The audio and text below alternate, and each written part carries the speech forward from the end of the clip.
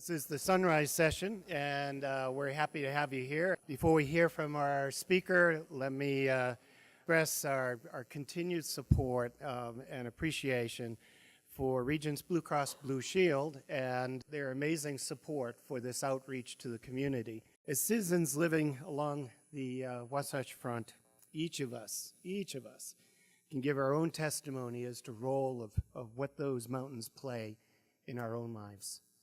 Some of them, it's a very personal role. Others, it's a part of how we do business. Others, it's the landscape for the business we operate in. But not only are the Wasatch an iconic marker for our landscape, they also have a dramatic effect on our lives in many, many different ways. And here to discuss many of these factors is our professor, Dr. Courtney Flint, Associate Professor of Natural Resource Sociology at Utah State. Now, Courtney was named the 2017 Researcher of the Year for the College of Humanities and Social Sciences. Dr. Flint is both well-known locally, but more importantly, well-known nationally for her efforts in capturing how people understand the way change and vulnerability in the landscapes affects their lives.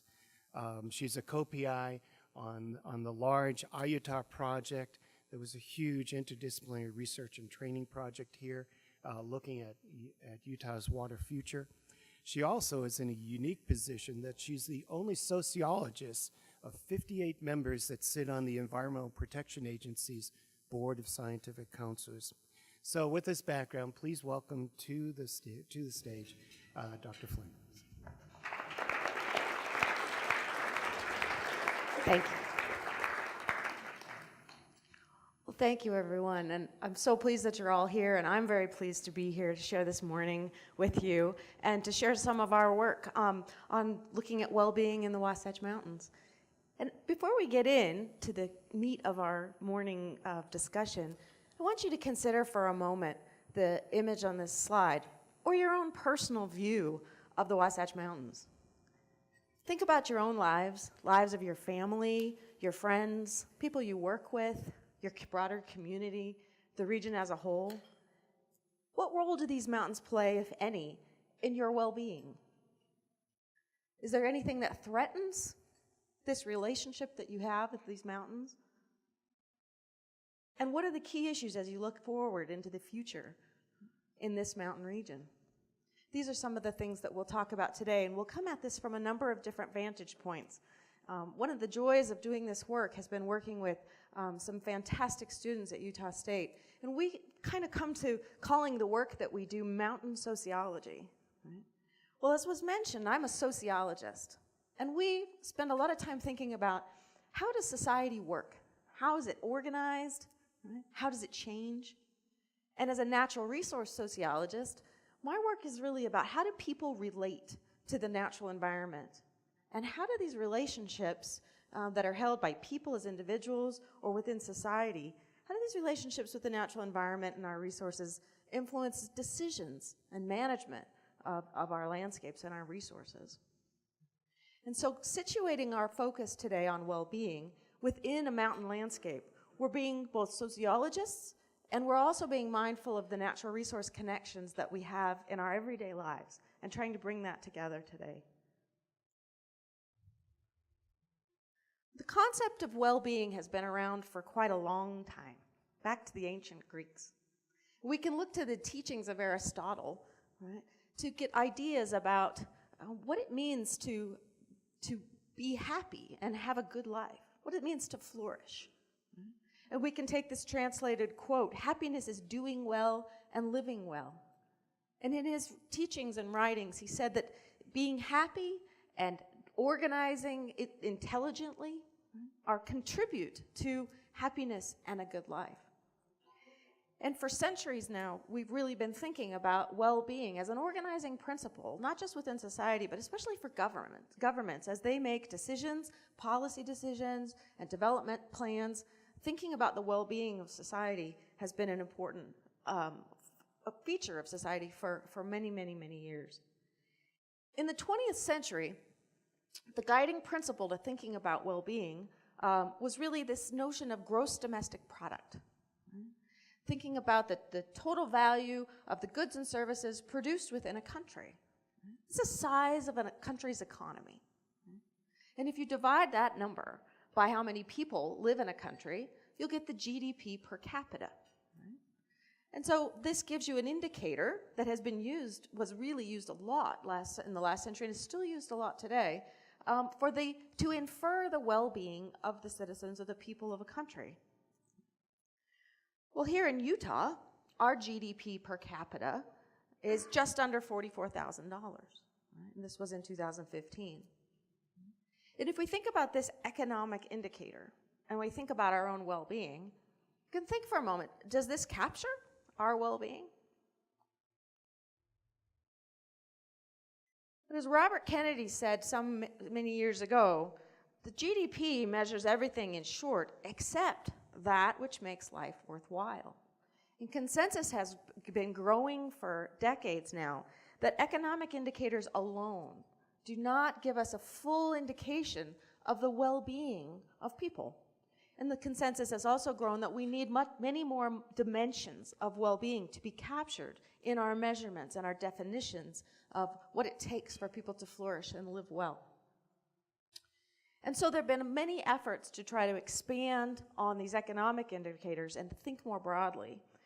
And right here in Utah, a study that was conducted a few years ago that took this GDP, took these economic components, and then adjusted them for some trade-offs and some social and environmental factors that might detract from well-being, and to pull that together into a revised figure that they call the genuine progress indicator.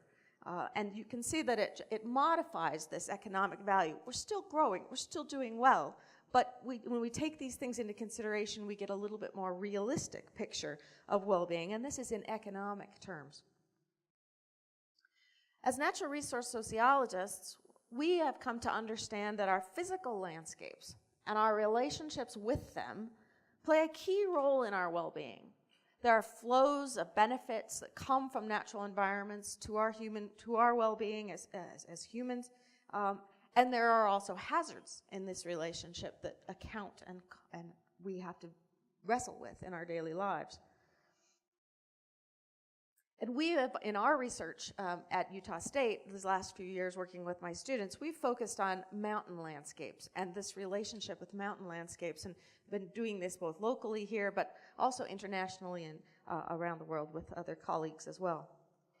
And part of this research has been thinking about, looking at the literature, going back 50, 75 years to say, what does the literature tell us, previous research tell us about mountain landscapes, mountain communities? What generalizations can we make as we think about mountains in the world?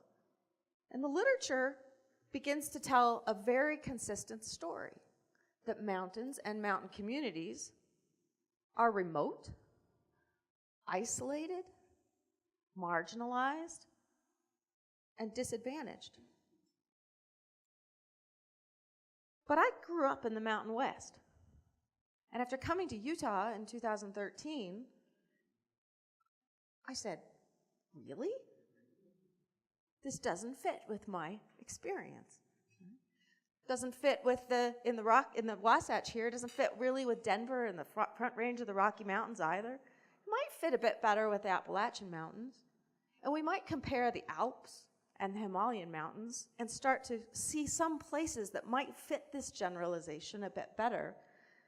But it was this conundrum, this paradox for me, that led me to sort of say, let's tackle these generalizations and these assumptions and try to figure out what makes some mountain communities more remote, isolated, marginalized, and disadvantaged, and others much less so. So, because in the Wasatch Front, 80% of our population or more lives along the Wasatch Front, right? This is a vibrant relationship that we have here in this region. And that led me to bring together a team of students that I referred to as the Wasatch Mountain team, the Mountain Research Team, sorry. And these students became part of the whole research initiative that I was trying to build at Utah State. We've had 7 undergraduate students, 2 master's students, a PhD student. Really thrilled to have one of these students here in the room here, Taylor Dean.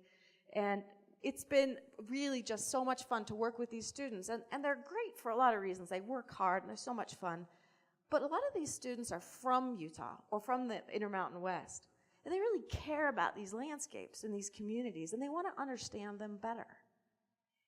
And they know a lot about these landscapes and these communities, and they bring that local knowledge with them as learners into the research space. And we learn as faculty so much from our students, as much or more than we are ever able to impart to them. So this team has been fantastic over the years in really helping to flesh out our research.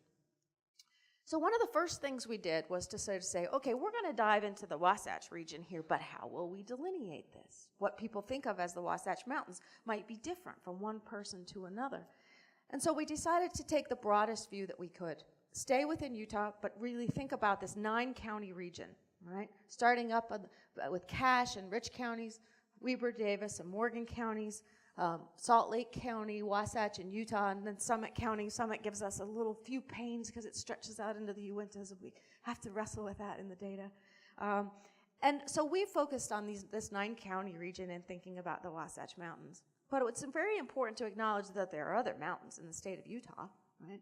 And their relationships, their community relationships with those mountains are just as important as those in the Wasatch. And we really hope to get out and really expand our study into those areas. But for today, let's just focus on our work that's been in the Wasatch Mountain region. When we look at this region using some of the secondary data relating to these counties, we can see that this is a populous region, as we've already noted, that it's growing rapidly. It's densely populated, particularly given this space we have between the mountains and the lakes. So this is a vibrant region. Again, not showing to be marginalized or disadvantaged. We have not only our own activities here, but many people come here to enjoy this space and to be part of our vibrant economy. And this is a very dynamic environment. We can look at some of the health factors that are often considered part of well-being. And we can see here when we have the lighter colors relate to those health factors that have lower vulnerability. So when we measure health factors in Utah related to health behaviors, clinical care issues, the social and economic factors that contribute to poor health, and some of the physical environment factors, the Wasatch region is actually doing quite well here and stands out. The University of South Carolina has developed something called a social vulnerability index, kind of looking at the inverse relationship with well-being. Looking at the indicators and the factors that make people more vulnerable to disasters and disturbances. And they brought together these many indicators statistically and have created this index. It draws upon things like race and ethnicity, age and education, also income, housing issues, household relationships, hospitals per capita, different types of employment, and so forth. And when you put that together and into an index where the counties are relative to each other, as you can see here, the blue counties are those that have very low social vulnerability, the red much higher. The Wasatch region comes out looking not nearly as vulnerable as some of the rest of the counties in the state. Well, the Environmental Protection Agency of the United States has also worked very hard on not just looking at well-being, but also looking at environmental quality, measures this in many different dimensions. And the Wasatch region, the colors that are green here are those counties that are doing very well, performing very well on environmental quality indicators that relate to the domains of air, looking at emissions and pollutants, water, impairments, supply and contaminants, land issues, looking at the intensity of land issues and contaminants, built environment, thinking about the impact of human activity on the land, the sociodemographics. And when we combine all of these different indicators together, the Wasatch region with these dark green colors looks pretty good in terms of environmental quality. And this might surprise you when you think about some of our winter days where our inversions set in. But when we look at these statistics, a lot of them are annual statistics, and they don't necessarily capture our seasonal variations in air quality. And all these indicators together, we in the Wasatch look very good in terms of our environmental quality. And then really coming at this concept of well-being all together, bringing in over 80 different measures across 8 different domains that the U.S. Environmental Protection Agency has done a great job measuring, bringing together things related to social cohesion and relationships, safety and security, the cultural fulfillment and leisure time of residents, of people, connections to nature, living standards, health, and education. When you combine all of these factors into a human well-being index with the available data, again, you can see the Wasatch region stands out to a large extent, but we see variation within counties. And it points us towards the need to unpack these county-level data and get into the community data to understand the variations that are going on with our human well-being indicators. So working with these data is part of what we do to really make sense of the trends that can be quantified, that we can then look over time and look across space to see, take a measure of our well-being from all these different dimensions. But we've also gone at thinking about well-being in the Wasatch from a very different approach, using different sociological tools. And with this mountain research team, the students have led and conducted 90 different interviews throughout this 9-county Wasatch Mountain region. And we've come to different folks representing different professional roles. And the students have interviewed emergency managers, planners, natural resource managers, those representing environmental interests, recreation interests, and real estate and business interests. Some of these folks may be in the room, although we would never identify them due to the Human Subjects Protection. But if you're here, I'm very grateful. So we conducted these interviews to really try to explore this notion of well-being in a very different way, and not so much in a numeric indicator way, but in an open expression of what folks have to share. And so, as you can see here, this matrix sort of represents all the little people here represent the people who were interviewed in our study, the 88 of them who had usable data. And we also can think about comparing folks that come from different regions, so we can compare our participants from the Wasatch Front with the Wasatch Back, or the North with the South. We can also compare those in different professional roles. So we can compare the planners with the natural resource managers and those that have represent recreational interests. And that's what a lot of our work is focused on recently. The interview questions included these 3. How do the Wasatch Mountains contribute to the well-being of communities in this region? What threats or vulnerabilities or disadvantages do you associate with the Wasatch Mountains? And what are the key issues for the sustainability of well-being in the Wasatch Mountain region? As you can see, these are very open-ended, right? So we went out to talk to these folks to really ask a few questions and then learn from their observations and their experiences. This is very different from taking a survey instrument out to folks and giving them a list of possible items that might contribute to their well-being or might be threats, and then having them rate those items. Right? So that's a very valid way, and we do hope to get to that someday with folks. But we wanted this more exploratory research method to bring us more enlightenment about what people are thinking in the region. Well, let's get into some of these data and see what we learned. When we get into well-being in the Wasatch questions, we see it all right at the bottom there. You can see that recreation just jumps out ahead of everything else. This is highly valued in our region. The opportunities for recreation in many different forms. Thinking about how close our mountains are, the proximity and the access that we have is highly valued. The water that the mountains help to provide for us as the water towers. Both in terms of quality and quantity, supply, the lifestyle that this relationship affords for us. People mentioned the beauty, experiencing nature. Some of the psychological benefits might be stress relief or just finding solitude and peace in the mountains. The health and fitness that might come with the recreation, the economic values that come from these mountains nearby. Some of the social factors, being with friends and family, was mentioned a number of times by folks.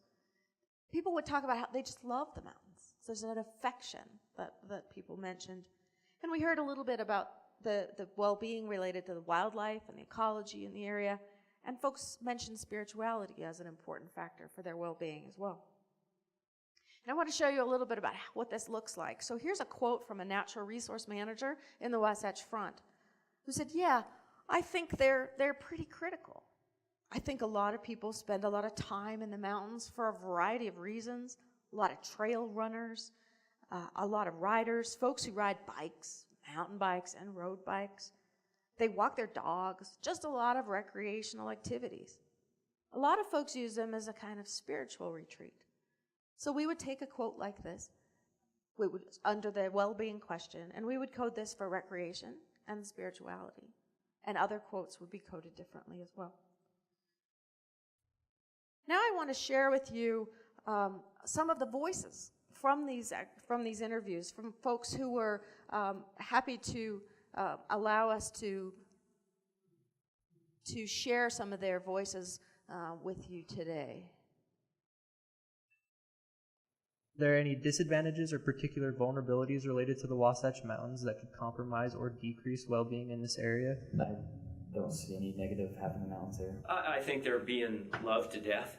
Threats of severe storms and flooding. The biggest vulnerability is the Wasatch Fault that runs along the mountains for people that live right along. Slope and landslide issues. So we're experiencing climate change at an accelerated rate.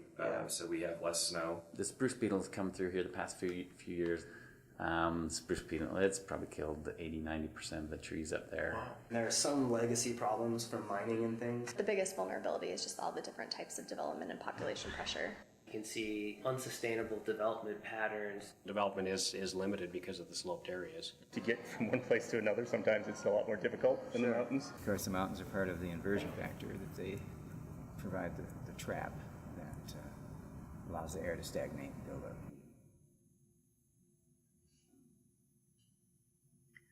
So when we take all of the interviews together and we code them and analyze them for these threats or these vulnerabilities that are perceived related to well-being in the Wasatch, we get a little bit of a different picture. We don't see any one item jumping out like recreation did in terms of well-being. We see air pollution or air quality issues at the top of our issues at just under a third of the folks. We were a little bit surprised to see earthquakes and faults mentioned quite so often. Development and growth mentioned again by about 29%. It was interesting to us to see how a number of people said, I don't see any threats or vulnerabilities related to this region at all. We heard about wildfire, water issues a bit in terms of quality and supply, flooding, the mountains limiting development, landslides, storm and wind, jobs and the economy. There may have been other things you heard in that short video clip that you don't see on this list, and that would be because it was fewer than 5% of the respondents, fewer than 4 people mentioned those items. That might come as a bit of a surprise to you. So these are the threats that were mentioned in these interviews. Let's take a listen now on some of the key issues for future sustainability.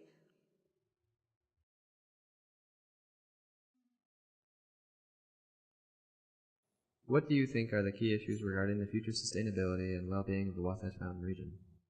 For us, it's planning. Smart development. First and foremost is population growth. So the Wasatch Range is supposed to experience a doubling in population by 2050. Obviously the amount of use that it receives is going to be a major issue for the sustainability. I think transportation is a big thing as well. Getting people out of their cars and more mass transportation, walkability, and bicycles. Well, a combination of really good education and really good policy.